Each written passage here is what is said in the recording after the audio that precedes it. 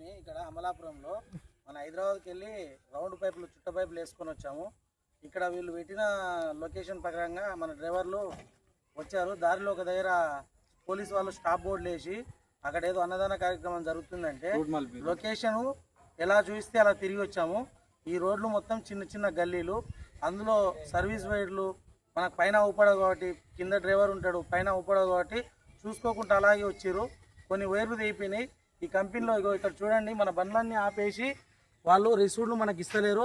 దయచేసి ఎవ్వరు కూడా ఈ మెగా కంపెనీకి పైపులకు ఈరోజు కానీ రేపు కానీ ఇంకెప్పుడైనా బండ్లు ఎవరు పెట్టొద్దు.